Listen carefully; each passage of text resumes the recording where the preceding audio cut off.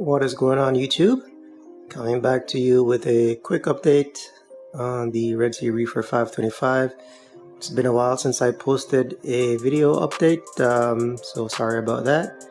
But in any case, just wanted to show you guys what's going on with the tank, the good, the bad. So for the most part, right now, things are going well. I did have some issues in the past few months with certain parameters getting, out of range, primarily the salinity. So one of the goals for my tank was really to do minimum water changes. And I am using two-part calcium alkalinity. I'm using the BRS Pharma calcium alkalinity additives, and I do the hybrid method. So I'm dosing. I'm not using the part C for tropic marine, but I am using the trace elements A and K, and magnesium I dose manually.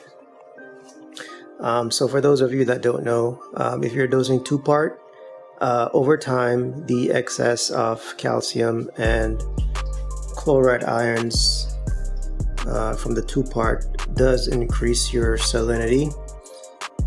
So this is something that I did know.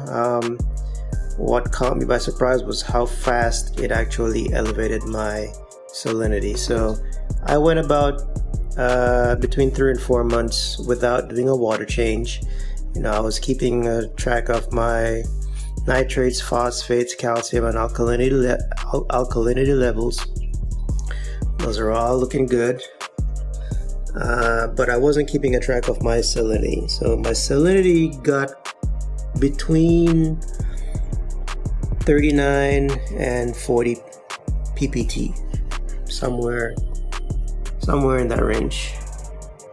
So it took me over the course of a month to drop that down slowly to my desired range of 35 ppt. And the reason why that I took notice of that in the first place was I noticed that a lot of the SPS corals didn't have any polyp extensions at all. They were really retracted. A couple of the SPS, especially my bubblegum digi, which is back in the corner there, it really lost its color. It still hasn't colored up properly yet, but it is coming back. You can see the oranges. Struggling with polyp extension, but it is on the mend. This SPS, this is the Magic Wand from Battle Corals. That's a very bushy SPS, and that one, the polyps were really retracted, and now they're starting to come back. So I would say for the last maybe 2 or 3 weeks, I've gotten my salinity back to where I want it to be, and I am starting to see, the corals react in a positive way. I'm starting to see a little white tips showing improved growth on some of the SPS pieces. I have noticed an increase in my daily alkalinity amount that I am dosing. Before I was about maybe 50 mLs per day of calcium. Now I'm up to about 75 mLs per day. So that alone is an indication of growth that's increasing. I also had a little issue with cyano, and I did dose Chemiclean to remedy that situation. I know a lot of people don't like dosing chemicals, but I don't know. I've used Chemiclean multiple times in the past, never had any issues, as long as you're following the recommended dosage rate. I just hope that my sand will kind of maintain its beautiful white color, what you're seeing now. So it's about a week since I dosed the Chemiclean. So that's why the sand is looking really nice right now. What else? Other than that, I did have some fish loss. One was a jumper. These are mainly Antheus. So I had one Antheus that was a jumper. Somehow he jumped between the netting and on top of the this part. So he was like right here, stuck. So he was like a potato chip when I found him there.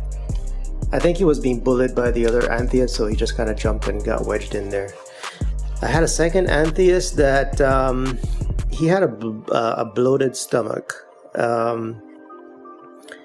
I think I'm not exactly sure what caused that. I'm thinking it's probably some kind of constipation. I mean, his stomach was really getting big. You know, at first I thought he was just eating well and, you know, he was getting fat, but I think it was a little too bloated, so it might have been constipation related. So he passed away about 2 days ago.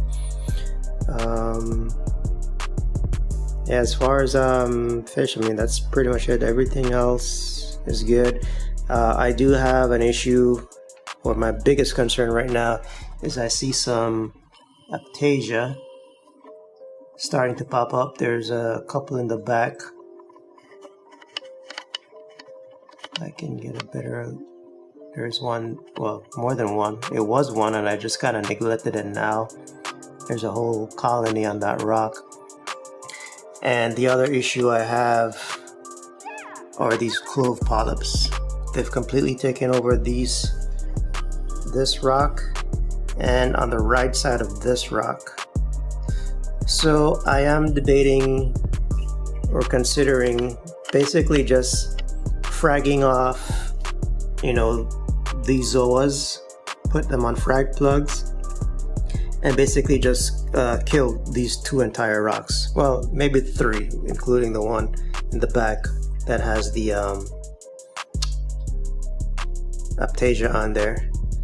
So yeah, I think that's what I'm gonna do. I'm just gonna save a couple frags of these and just maybe, you know, put these rocks in like hot water or something, and then just kind of start over with those two rocks. I mean, I don't know if there's an easy way of getting rid of clove polyps, because I really don't want that to be a pest or a nuisance, you know, spreading the entire tank. So, but other than that, tank is looking good. Phosphates are under control. I did hit 0.5 with my phosphates, and I decided to get a GFO reactor. I got the BRS one. So now my phosphates, I try to keep my phosphates under 0.1. Nitrates have never been an issue. I've always been low nitrates. My nitrates are usually around